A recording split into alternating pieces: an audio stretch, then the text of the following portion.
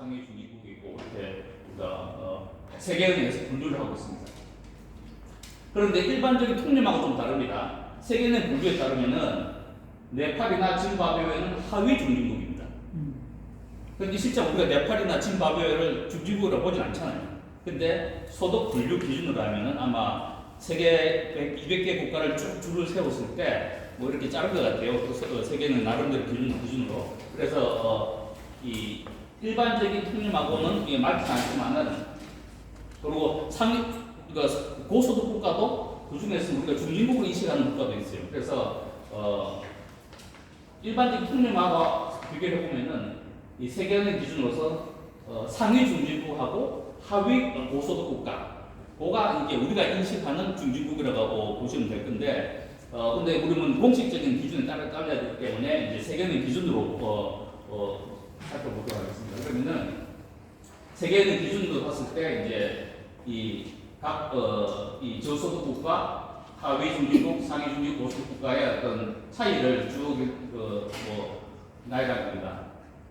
뭐 다른 건 차이가 있는데 보시면은 이 저소득 국가, 그 다음에 하위 중진국, 하위 중진국에서 상위 중진국 요 격차는 한 3배 정도 보시면 되겠습니다. 그런데 상위 중진국에서 고소득 넘어가는 요거는 5배 이상입니다. 그러니까 이 격차로 보면은 이 저소득에서 하위, 그 다음에 상위 중진국 가는 데는 한 3배 정도 열심히 하면 3배 정도 이렇게 하면 되지만은 상위에서 고소득까지 가게 5배를 해야 되기 때문에 그 숫자적으로 볼 때도 이제 중진국에서 상위로 가는 게 쉽지 않구나 하는 거를 이제 감안할 수 있겠습니다. 그래서 그 차이가 이제 보시면은 이런 여러 가지 이제 차이를 이제 보시면은 차이가 나는 걸 알 수 있습니다. 반면에 진위 개수는 그렇게 이제 차이가 나지 않는데 이거는 일단 진위 개수 국가 통계가 그렇게 충분히 있지도 않고 그 다음에 이 시계율도 중간 좀 많이 끊어져 있어서 이게 신뢰할 수 있는 통계인지는 저는 쪼임을 가집니다. 그런데 앞에서 아까 교수님, 부장님께서 말씀하셨듯이 진위 개수 하락 현상하고도 어느 정도 부합된다고 그렇게 말씀을 드리겠습니다. 그래서 얼마나 오래 있어야 하는 중진국 함정인가 그에 대한 명확한 판단 기준은 없습니다. 그러나 우리가 2차 대전 이후에 저소득 국가에서 중진국을 거쳐서 고소득으로 성장한 예가 거의 한국을 외에는 그렇게 드물기 때문에 상당수의 현재 중진국들이 중진국 함정에 빠져 있다. 그렇게 저는 판단하고 있습니다. 그래서 이제 이 그래프가 이제 바로 그 현상을 보여주고 있는데 인당 실질 GNI라고 보시면은 이게 쭉 이렇게 한국하고 다른 중진국들하고 차이가 확연하게 드러나기 때문에 이 국가들이 대부분 중진국 함정에 빠져 있는 나라라고 생각할 수 있겠습니다. 중국 같은 경우는 데이터가 많이 없어서 95년부터는 중국이 이제 나중에 이 추세대로 간다면은 이렇게 해서 이제 중진국 함정을 탈출할 가능성이 있습니다.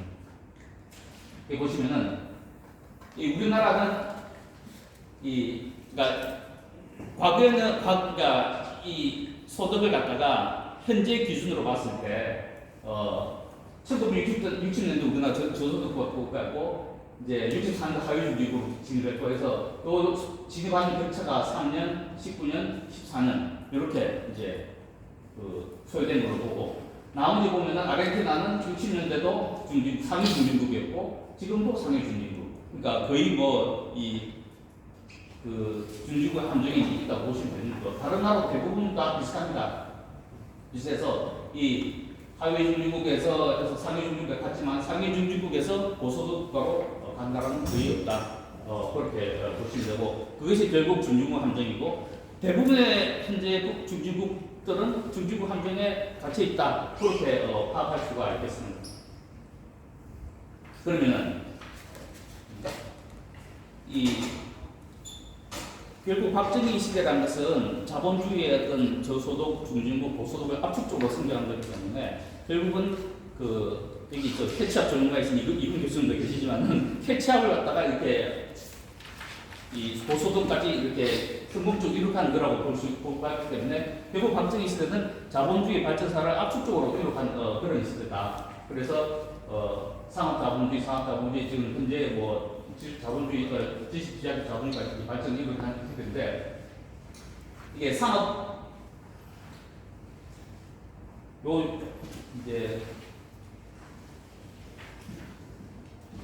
자본주의 시대는 우리나라 박정희 시대는 수출 주도 성장의 시대입니다. 그 시대가 결국 상업 자본주의를 압축적으로 이룩했고, 그 다음에 산업혁명은 우리나라의 주공화학공업 시대, 그게 이제 산업혁명을 시대를 압축적으로 만들었고, 그 관련된 내용은 아마 뒤에 김수홍 교수님께서 좀 더 자세히 해주시고, 저는 그래서 좀 넘어가겠습니다. 그래서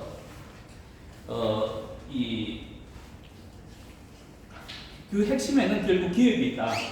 앞에서 계속 기업 관련 말씀이 나왔었는데, 기업을 중심으로 해서 자본주의 발전을 이루어졌고, 그걸 압축적으로 성장한 시대가 박정희 패러다임의 시대다. 뭐 그렇게 말씀드릴 수 있겠습니다. 그래서 이건 그래서 박정희 시대가 결국 산업 자본주의를 만들어낸 시대고, 결국 이 산업 자본주의 단순히 수출 주도 성장의 시대를 넘어서서 이 이념적으로도 가치적으로도 이 산업공상의 그 이념을 사람들이 깨고, 그 다음에 상공인의 나라로 지냈다. 그 상공인의 나라는 무슨 이 수출, 그 다음에 이 상인의 정신이 결국 한 나라의 제도나 여러 가지를 이제 작동시키는 그런 원리로 이제 자리 잡았다. 그렇게 말씀드릴 수 있겠습니다. 그래서 단순히 박정희 시대의 산업 자본주의를 압축했다는 것은 수출을 만들었다는 그 플러스 시대적 이념이 상업을 우선시하고 상업에 의해서 나라가 작동하는 그런 나라로 그렇게 만들었다. 그렇게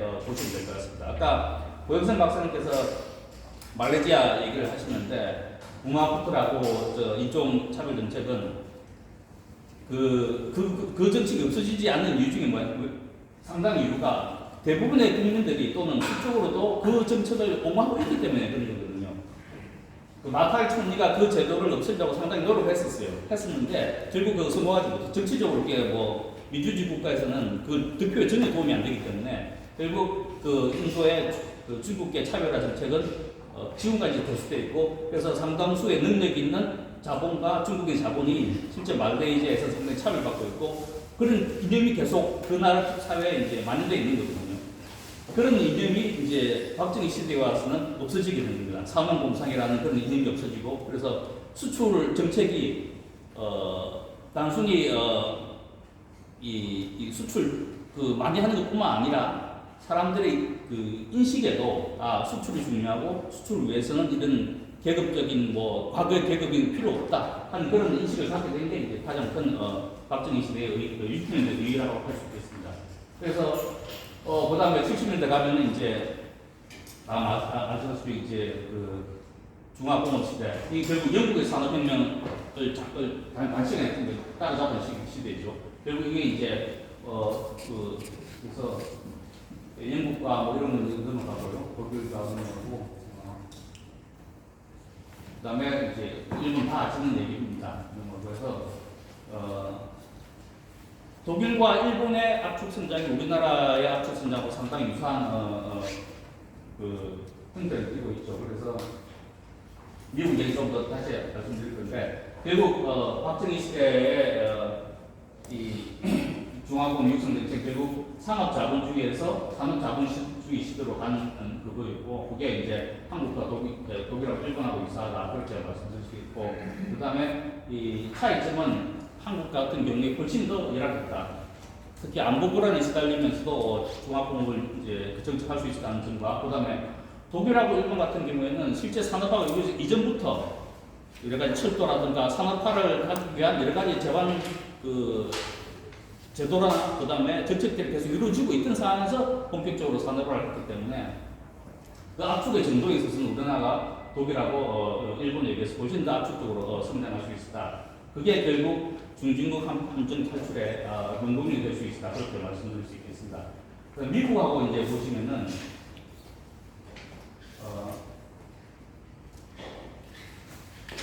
미국이 이제 조금 더 압축의 성격이 좀 다르긴 합니다. 그래서 기업에 대해서 정부가 상당히 이제 정부 주도의 기업 성장 정책을 선거와 달리 미국은 이 최대한 이 국내 기업들이 최대한 자유와 경제 주어지는 그런 산업 환경을 제공했고 그게 기업 주도 성장에 최상의 조건을 제공했다 그렇게 말씀드릴 수 있지만은 동시에 미국은 그 당시에 최고의 관세를 부과한 나라 중에 하나입니다. 그래서 미국의 관세는 유럽보다 상당히 독일 상당히 시장 보호주의적인 그런 정책을 썼는데 독일보다 더 높았던 시기가 있었거든요. 1920년대 미국이 한창 성장할 때는 관세가 상당히 높았습니다. 그래서 국내 시장을 보호하면서 대신에 국내에서는 기업의 자유가 최대한 보장되도록 그렇게 이 정책이 펴왔고 그렇다고 해서 미국이 이 결국 정부의 역할이 없었냐? 저는 미국 같은 경우에는 정부의 역할을 저는 법원이 했다고 저는 생각합니다. 우리나라 정부가 이렇게 차별화 정책을 해서 기업이 성장하도록 하는 것과 달리 한국과 비교해서 미국은 정부보다는 법원이 미국은 결국 이제 소송을 통해서 많은 부분이 해결되기 때문에 미국 같은 경우에는 이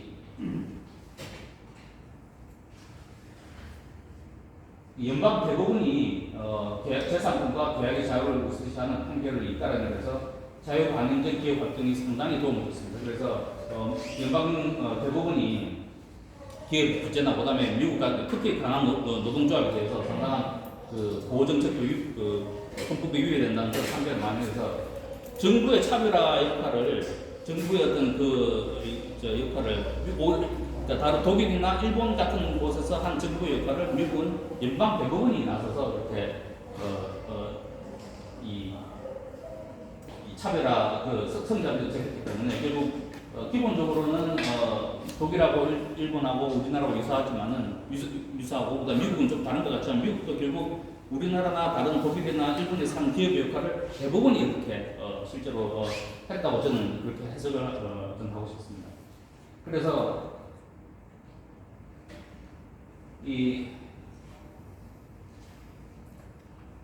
그 다음에 이제 결국 은행의 역할이 차이가 있는데 독일이나 일본하고 달리 누구나 아시다시피 은사회라고는 들었습니다. 이제 미국 우리나라는 이제 은행 민영 은행 국유화돼 있을 때는 그 대신에 정부가 나서서 차별적 신용 공격해서 자금 배분을 도와줄 수 있다. 그렇게 말씀드릴 수 있고 그래서 우리나라 같은 경우에는 서구보다 더 열악한 환경 속에서 압축 성장이 가능함을 보여줬고 제반적 열악한 저격을 위한 충분한 산업화 모델이 될 수 있다 그렇게 말씀드릴 수 있습니다. 결국 이 모델의 배경에는 결국 이 자본주의 캐치업 모델 자승희 원장님 말씀하신 3일째 발전도 있는데 이거는 제가 넘어가겠습니다. 안 넘어가고 그래서 결국에는 앞에서 자 원장님 말씀하신 이 차별화 정책, 이 차별화 정책이 제대로 이루어질 때, 그 다음에 중진국 함정 탈출도 가능하다. 결국 중진국 함정 탈출이라는 것은 결국 기업을 통해서 이루어질 수밖에 없고, 그 기업이 이런 차별화 정책을 통해서 성장하고, 그 기업이 중진국 함정을 탈출하는 데 있어서 그 기업의 창발을 이루어내기 때문에 그런 기업이 없을 경우에는 중진국 함정 탈출도 가능하지 않고, 그 중진국 함정 탈출을 가능한 게 결국 박정희 패러다임이다. 그렇게 말씀드릴 수 있습니다. 그래서 단순히 박정희 패러다임이 성장을 만들어냈다. 성장을 만들어내는데 대신에 이 성장이 폭발적으로 이루어지면서 기업이 창발이 일어나고 그것이 중진국 함정을 탈출하게 만들었다는 그런 의미에서 박정희 패러다임은 상당히 의의가 있다. 단순히 빈곤 탈출이 아니라 기업의 창발을 통해서 폭발적인 성장을 이루어낼 수 있는 그런 그게 결국 기업의 창발이라는 그거는 결국 차별화라는 개념이 정부 또는 시장 그다음에 기업에 의해서 이루어졌기 때문에 가능하다 그렇게 말씀드릴 수 있겠습니다. 자 그러면 그게 이제 이론적으로 이제 우리가 말씀드릴 수 있는 중진국 함정의 탈출을 가능하게 했던 그런 패러다임이고 그럼 중진국 함정에 지금 다른 나라들은 어떻게 하고 있느냐? 결국 대부분 기업 창발이 쉽다는 이유 중에 하나는 대부분 저개발 국가들이 노동지역적 의생분의 기업 중심으로 이제 보통 중진국 함정으로 도약을 하죠. 그래서 처음에는 조립 생산 중심이라서 이제 하면은 중진국 함정은 쉽다고 말씀드릴 수 없지만 대부분의 국가들이 그런 식으로 하면은 적극적으로 조립 중심의 생산을 하면은 중진국 함정까지는 이제 가는데 문제는 중진국 함정 국가에서 고소득 산업 국가로 발전하기 위해서 대규모 기술주도 산업군이 형성이 필요한데 대부분 이게서 실패한다. 그렇게 말씀드릴 수 있겠습니다. 그래서 값싼 노동력 이전의 기업 중심에서 어떻게 기술 집약 기업 중심으로 기업 증발이 필요하냐. 거기서 결국은 기본적인 패러다임은 박정희 시대 차별화 패러다임을 통해서 그것이 가능하다. 아까 이주순 박사님께서 이제 과거로 돌아가지 못한다 그래서 특혜는 안 된다고 말씀하셨는데 저는 그걸 특혜라고 생각하지 않고 저는 리월드라고 생각합니다. 리월드를 주는 거하고 특혜하고는 다른 것이죠. 특혜는 아무 능력이 없는데 그냥 주는 거고 리월드는 능력 있는 사람한테 주는 거고 모든 컴피티션이 다 리월드지 그 차별이라고 하지 않잖습니까? 특혜라고 하지 않잖습니까? 그래서 특혜를 주는 나라들이 이제 정중 함정에 빠지는 거죠. 다른 말레이시아나 뭐 이런 다른 나라 같이 이제 특정은 계층을 중심으로 특정 인종을 중심으로 그 특혜를 주고 그 다음에 경쟁자들이 들어오지 못하게 막고 그럴 경우에 그것이 특혜고 리월드는 잘하는 사람한테 보상을 줘서 더 잘하게 만드는 게 리월드고 그게 차별하고 그걸 통해서 기업군이 형성되고 그 기업군에서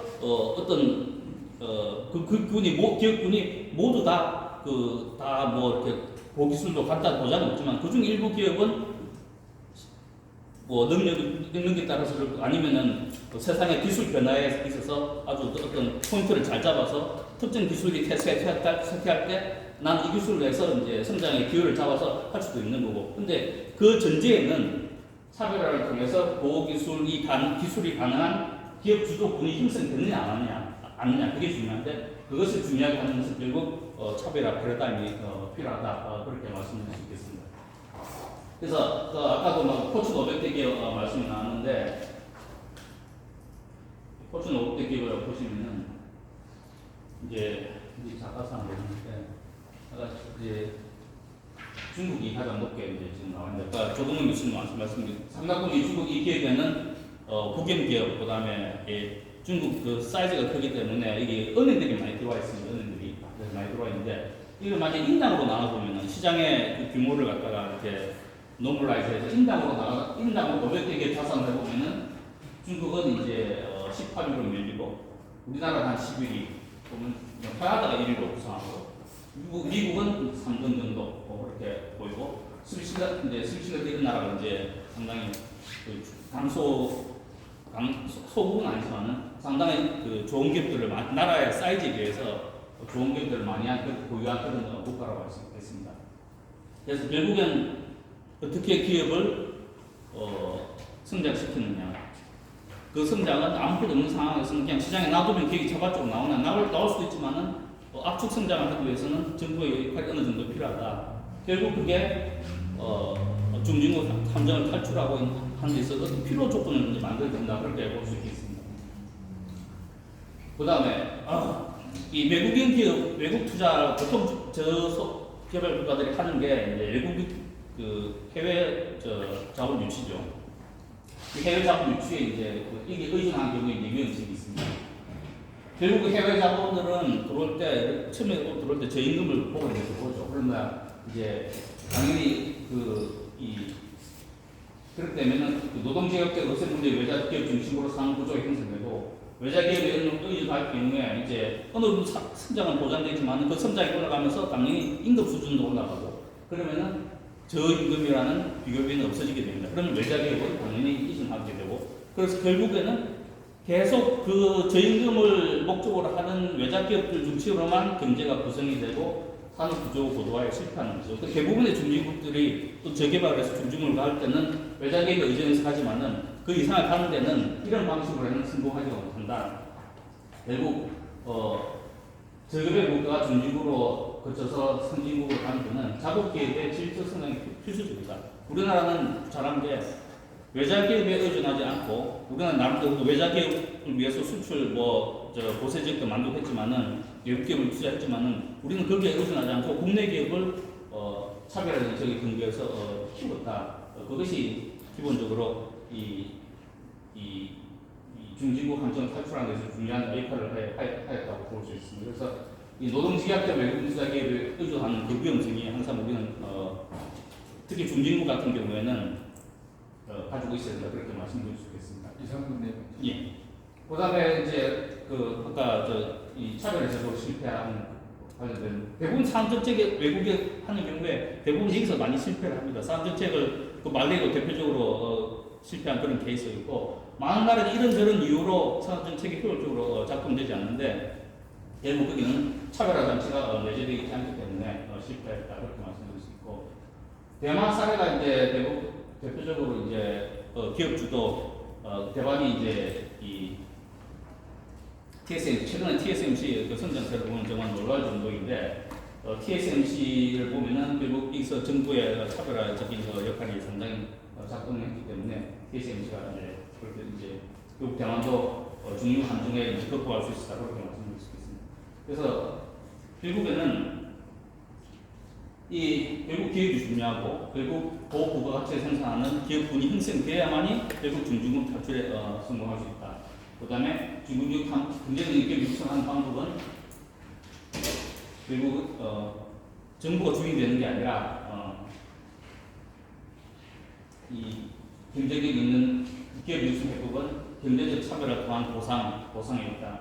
그렇게 말씀드릴 수 있겠습니다. 그래서 민간 기업이 주도가 돼서 기업 주도 성장이 하도록 하되 대신에 차별화 원리를 철저하게 관철시켜서 그다음에 이 산업수제 성공해야만이 중중국 탈출을 위한 최소한의 조건이 된다 그렇게 말씀드리겠습니다. 이상입니다. 네, 감사합니다. 네. 그러면 토론자는 그 줌에 와 계시는 임원혁 박사님 들리시나요? 임원혁 박사님 토론하시죠. 한 6분 정도 지금 음소거 되어 있습니다. 아, 이게 쭉 들려요. 안 들려요.